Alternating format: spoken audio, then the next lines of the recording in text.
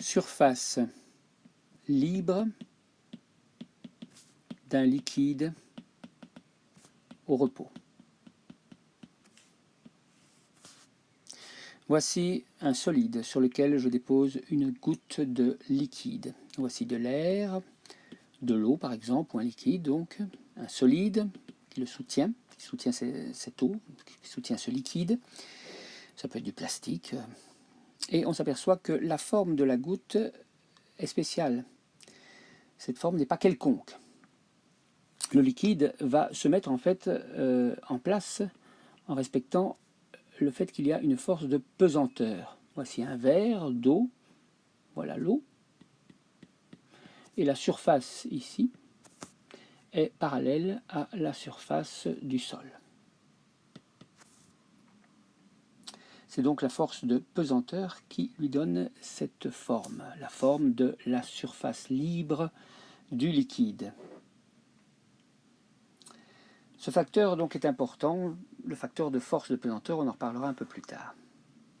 Faisons un grossissement de cette zone-ci. Voici le verre et voici l'eau.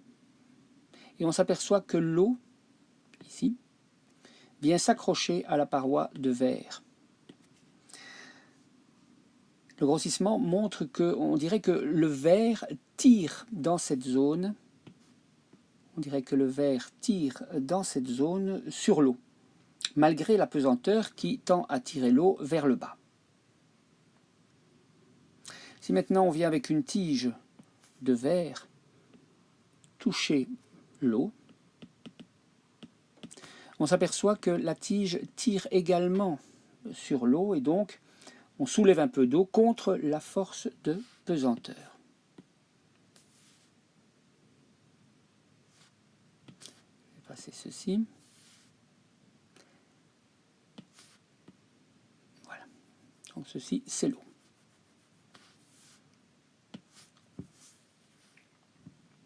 Les molécules, on dirait qu'elles s'accrochent ici au verre. On parle de force d'adhésion. En fait, c'est un peu comme si le verre emporte même des molécules d'eau quand on l'écarte dans cette zone-ci. C'est d'ailleurs pour ça que la tige de verre, une fois retirée, sera mouillée. Et ça se passe, vous le savez bien, même avec votre peau quand vous trempez votre main dans l'eau. Alors imaginons maintenant une goutte qui sort d'un robinet. Voilà le robinet, l'extrémité en tout cas. Voici une goutte d'eau qui se forme. Avec le temps, elle se déforme, elle devient à peu près ceci si on l'observe avec un ralenti image. Et puis, un peu plus tard, la goutte d'eau tombe. On voit qu'ici, l'eau se déforme, comme pour une membrane élastique.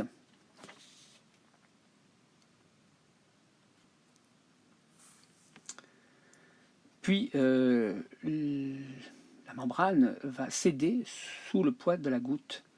C'est une sorte de petit sac dont la partie supérieure, donc ici, se resserre et puis finalement finit par se rompre. La goutte tombe vite, on dirait qu'elle s'étire en général comme ceci, mais c'est une illusion. C'est la persistance rétinienne qui nous donne cette impression. En fait, la forme est tout à fait sphérique, comme ici. Juste peut-être quelques déformations oscillatoires de la goutte pourraient se produire. Pourquoi une forme sphérique? Eh bien, ça provient du fait que la pesanteur joue un rôle moins important que la force de cohésion. L'ensemble goutte doit être le plus compact possible, en tout cas. Et on l'observe avec les astronautes ou le capitaine Haddock dans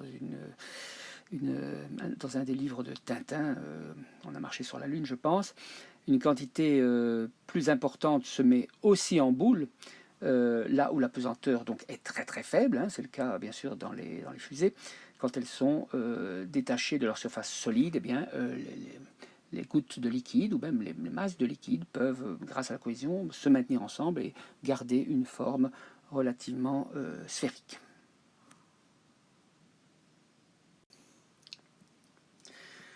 Simulation d'apesanteur. Bon, l'apesanteur n'existe pas vraiment, hein. On n'arrive jamais à complètement l'éliminer. Il y a toujours bien des planètes, des astres autour de nous, même s'ils sont très loin, ils nous attirent toujours un peu. Alors, nous avons un bac dans lequel on met un mélange eau-alcool à proportion 3:2. Et puis on a ici de l'huile d'olive qu'on vient déposer avec une pipette et qui va finir par flotter. Je rappelle que c'est non miscible, l'huile d'olive dans l'eau ou dans l'alcool. Et on voit qu'on a une boule plus ou moins sphérique qui est soutenue par le liquide environnant, car les densités, figurez-vous qu'elles sont plus ou moins dans ces conditions égales.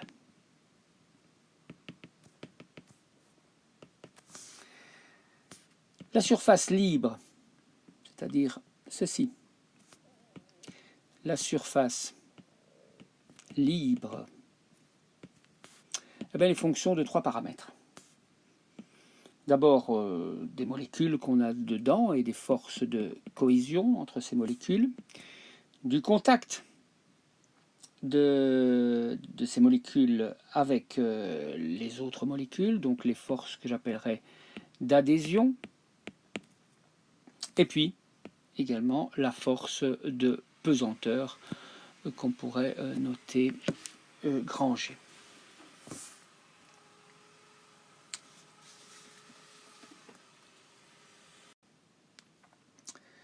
Force de cohésion et tension superficielle.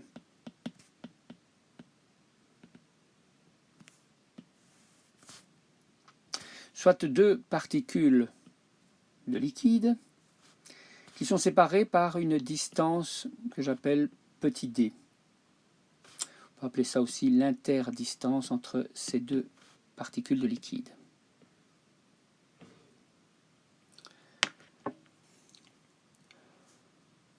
Pour une distance d spéciale égale a, on va l'appeler comme ça, eh bien la force d'interaction entre ces particules égale 0, est nulle.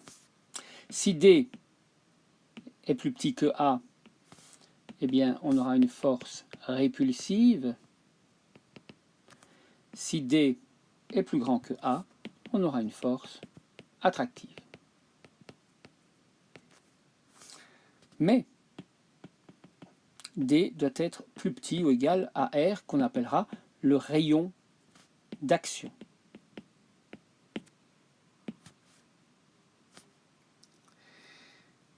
Attention, le liquide est toujours en agitation thermique.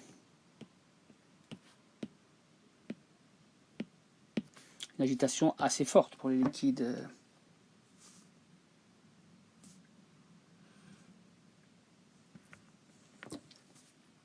Et donc, voilà. Et donc la distance moyenne sera plus grande que le fameux A. Et la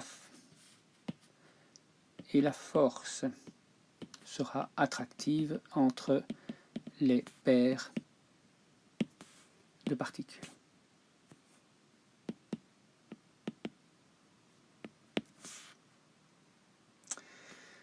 Donc chaque particule subit une force attractive de la part des particules environnantes. Voici une particule, voici des particules autour de la première, et cette particule subit de la part des autres une force attractive. La résultante sera nulle pour une particule comme celle-ci au sein du liquide, en moyenne en tout cas, car il y a des compensations mutuelles.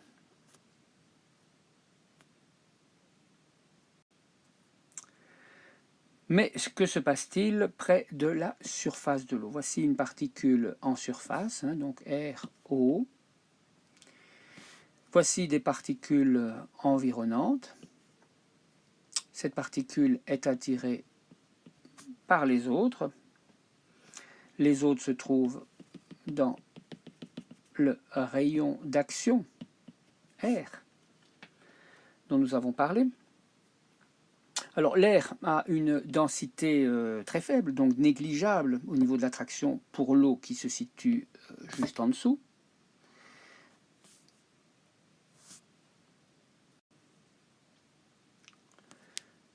Ceci constitue la sphère d'influence de rayon R, et on peut se dire que la particule finalement subit une force, je vais la représenter ici, une force résultante de la somme des forces qui sont notées déjà ici, une force résultante qu'on va appeler Fc, et qui est perpendiculaire à la surface de liquide et vers l'intérieur du liquide.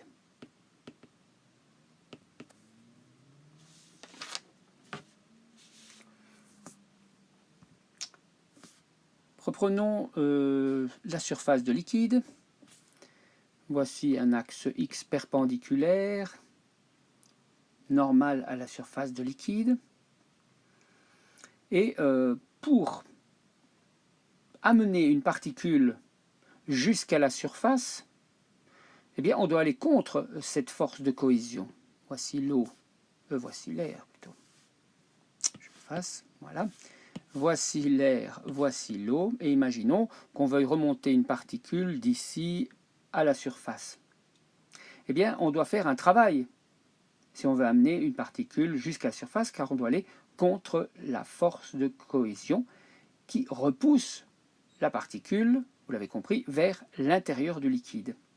Donc la force qu'on doit exercer, elle vaudra peut-être ceci, donc c'est moins la force de cohésion, la force qui permet de remonter, de monter, donc d'amener vers le haut une particule de liquide. Cette force, évidemment, je ne vais pas mettre de... Si, voilà, comme ça. La force est petite en profondeur, mais plus on s'approche de la surface, plus cette force grandit. Alors si on reprend un axe, le même axe X, et qu'on met ici à l'horizontale la force de cohésion et son évolution de grandeur, eh bien on s'aperçoit qu'il y a un moment où la force de cohésion est nulle, et puis plus on remonte, eh bien plus cette force pour amener la particule vers le haut est importante. Alors bien entendu, on a une force ici à l'horizontale, un déplacement vertical, et donc on peut imaginer que ceci, la surface de cette courbe, corresponde au travail, F fois D, pour amener une particule en surface. Et voilà pourquoi un liquide essaye de prendre une forme sphérique en dehors de la pesanteur, car c'est la forme la plus compacte possible, où la surface extérieure est la plus petite pour un volume donné.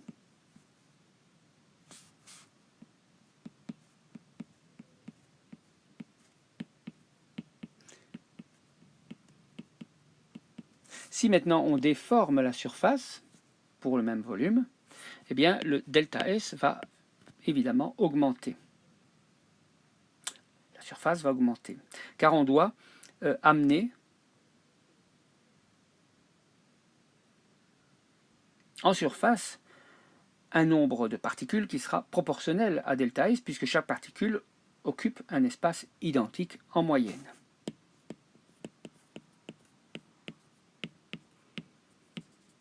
Et donc si on déforme une goutte comme ceci, eh bien, elle a toutes les chances de reprendre une forme sphérique. Le travail est proportionnel à delta S. Il nécessite de l'énergie, delta E supplémentaire. Conclusion, quand delta S augmente pour une surface libre, eh bien delta E augmente avec delta E proportionnel à delta S pour vaincre les forces de cohésion. Voici la suite. Et donc, delta E égale, puisque c'est proportionnel à delta S, il y a une constante de proportionnalité. Cette constante de proportionnalité, on va l'appeler la tension superficielle du liquide.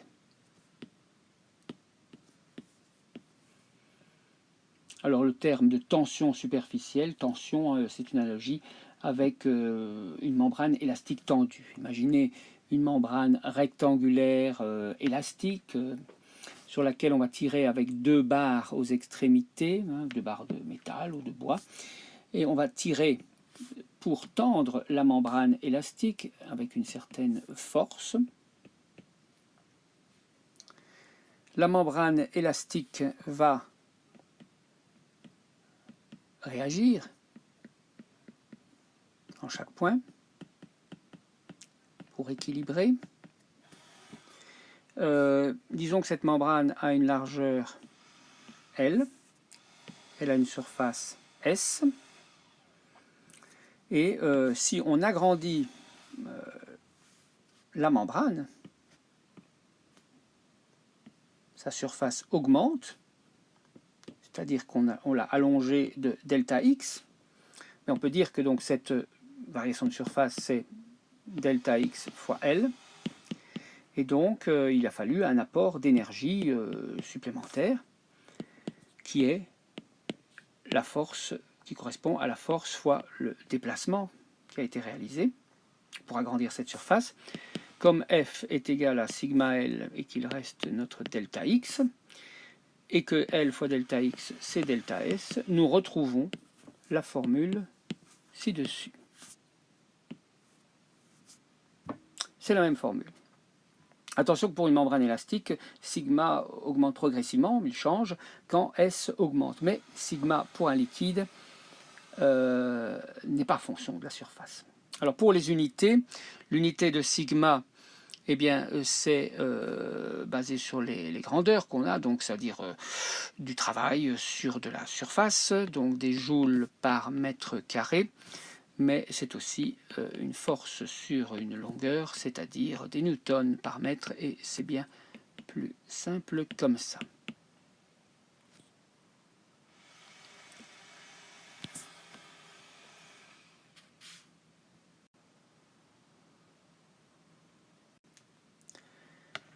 Mesure de la tension superficielle.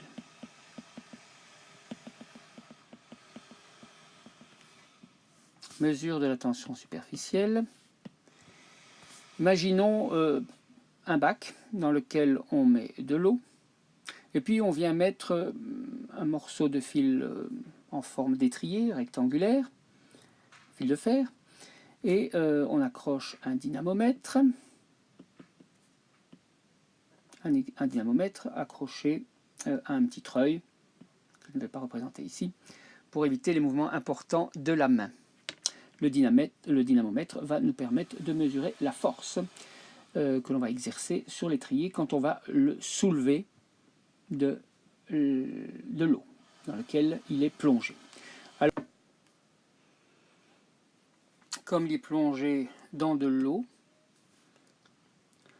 quand on va le soulever, dans cette zone-ci, va apparaître un film d'eau, qui va à un certain moment se rompre quand on va soulever l'étrier un peu trop haut. En tout cas, il va se soulever peut-être jusqu'à une hauteur H. Et il faut savoir que l'étrier a une longueur L. C'est la longueur de l'étrier. Bref, la surface du film vaudra L fois H.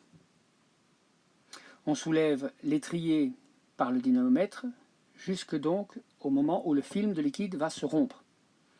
Mais attention, il y a deux faces à ce film. Donc la variation de surface de liquide provoquée par l'étirement de ce liquide grâce à l'étrier, ça vaudra 2 fois L fois H. Or, rappelons-nous que delta E est égal à sigma delta S, l'énergie nécessaire pour le faire. Et donc, ce sera sigma, je reprends ceci, de LH. Et ceci est également égal à la force fois la hauteur sur laquelle j'ai tiré avec le dynamomètre, la force étant visible sur cet appareil de mesure. Et bien entendu, comme il y a H de chaque côté, en finale, on peut l'éliminer de la dernière égalité et on obtient tout simplement sigma égale F sur 2L. Pas besoin de mesurer la hauteur dans cette expérience. Alors il y a une autre façon de trouver F égale sigma de L. Chaque face du film est une membrane tendue qui tire sur la barre L horizontale de l'étrier avec une force par unité de longueur qui est sigma. Sigma, c'est une force sur une longueur. Et donc au total, on a F qui est 2 fois sigma L. Attention, l'étrier a un poids qu'il faudra soustraire du dynamomètre.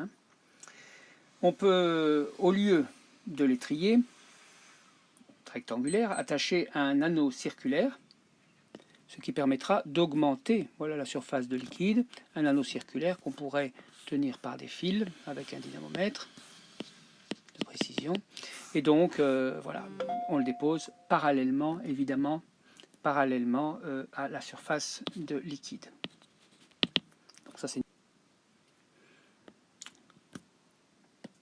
la longueur et donc la circonférence de ce cercle. C'est cette longueur-là qui est en contact avec l'eau et qu'on va soulever et qui va tirer un cylindre d'eau. Quelques valeurs peut-être de sigma. Sigma, pour de l'eau à 20 degrés Celsius, c'est 0,073 newtons par mètre. De l'eau à 90 degrés Celsius, c'est 0,061 newtons par mètre. Pour de la glycérine, par exemple, c'est 0,059 newtons par mètre. Je vais noter ici pour de l'huile d'olive, c'est 0,034 newtons par mètre. Pour de l'eau de savon, l'eau savonneuse, ça peut être par exemple 0,03 newtons par mètre. Et pour de l'alcool, c'est 0,024 newtons par mètre.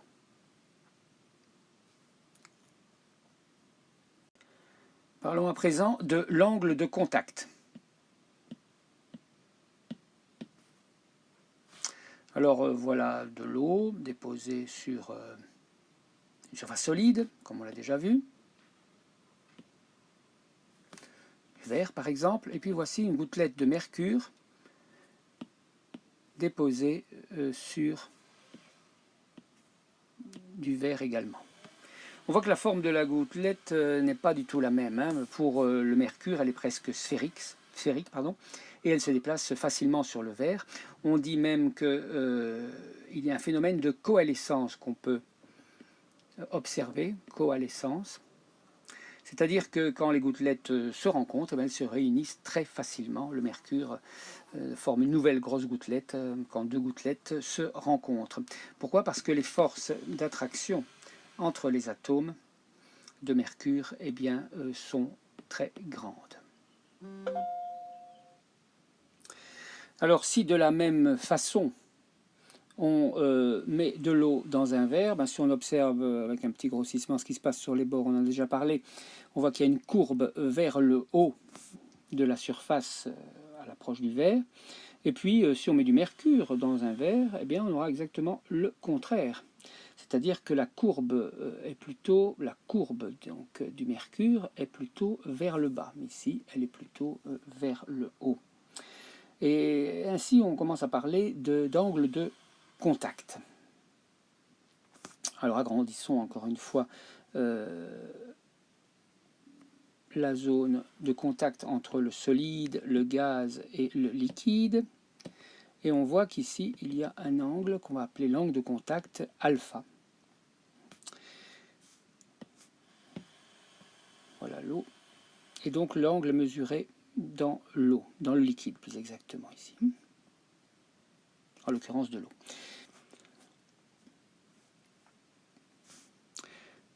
Par contre, pour le mercure, on a ceci. Et donc, l'angle que l'on va mesurer doit se mesurer ici. Voilà alpha. L'angle de contact est donc plus grand que 90 degrés.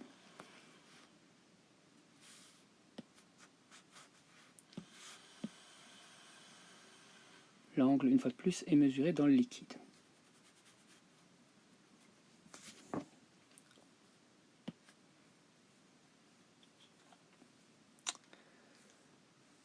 Bien entendu, si on prend une goutte sur une table, pour l'eau, encore une fois, alpha sera plus petit que 90 degrés. Pour le mercure,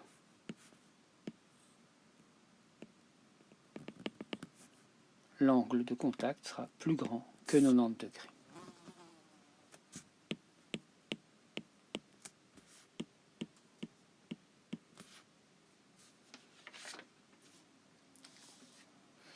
Alors, les grandes gouttes de mercure s'aplatissent quand même. Hein.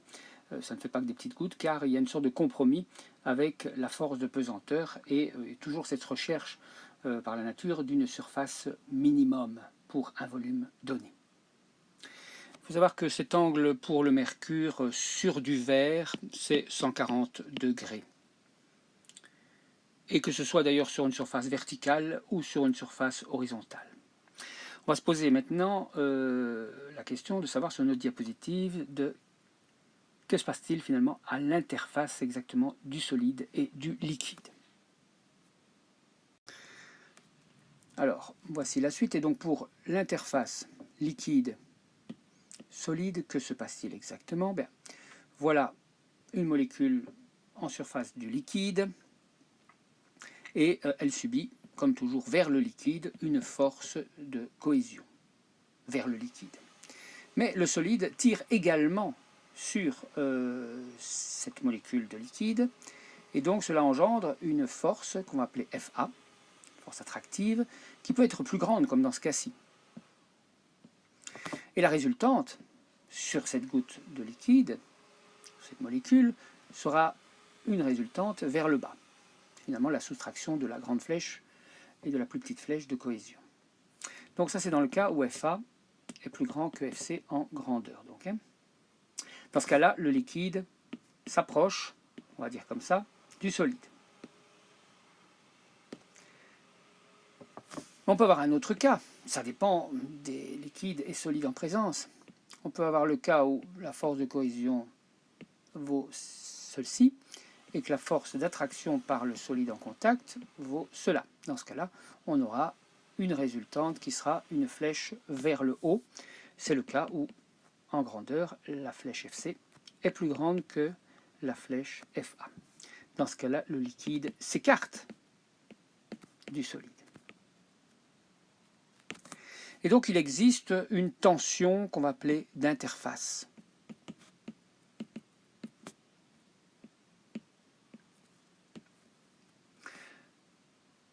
On pourrait dire d'ailleurs que la tension superficielle, c'est la tension d'interface liquide-gaz. Quand la résultante est vers le liquide, il faut faire un travail pour amener les particules de liquide jusqu'au solide. Et donc, dans ce cas-là, delta E, ça sera sigma LS, liquide solide, fois delta S. Ceci étant cette fameuse tension d'interface liquide-solide. Sigma LS est plus grand que 0 ici.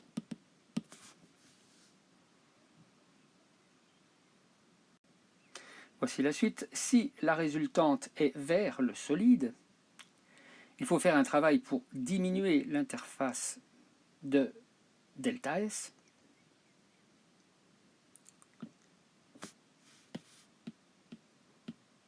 Donc delta LS sera plus petit que 0. On parlera de tension d'adhésion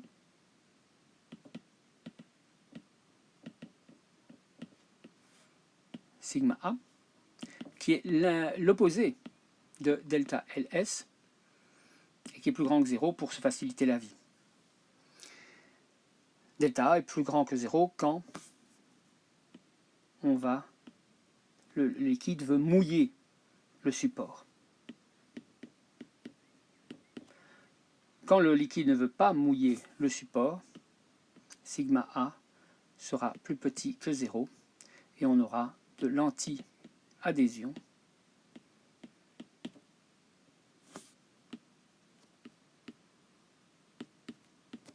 Donc je répète, le liquide ne veut pas dans ce cas-là mouiller le support, c'est le cas du mercure. Reprenons un petit dessin comme celui-ci, la goutte d'eau et cette flèche qui représentera sigma A, plus grand que 0, et ici sigma, la tension superficielle, donc entre l'eau et le gaz, sigma. L'angle de contact est donc plus petit que 90 degrés dans ce cas-ci. Voilà. Dans ce premier cas, sigma tend à répandre le liquide.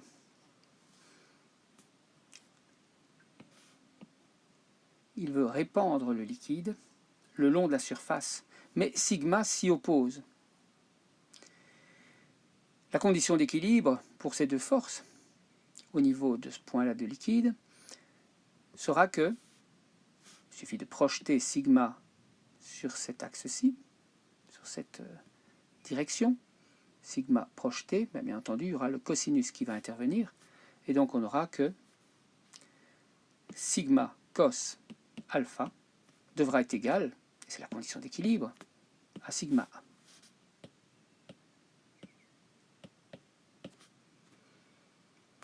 Alors sigma est plus grand que 0, sigma A est plus grand que 0, alpha est plus petit que 90 degrés, cosinus alpha est donc plus grand que 0. Je refais un petit schéma pour bien voir ce qui se passe avec sigma. Oh, pardon. J'efface ici. Hop là. Sigma et sigma A. Et voici la projection. Et donc voici la sigma fois cos de alpha. Alpha étant cet angle-ci. Ça, c'est ce qui se passe à l'équilibre. Dans le cas de la goutte de mercure, on aura ceci. Voici sigma.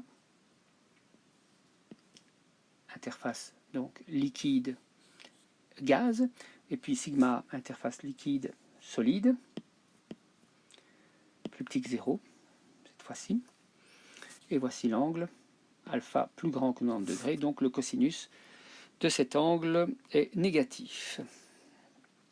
Alors si sigma A est plus grand que sigma, le cosinus de alpha sera plus grand que 1, et ça, c'est impossible, mathématiquement.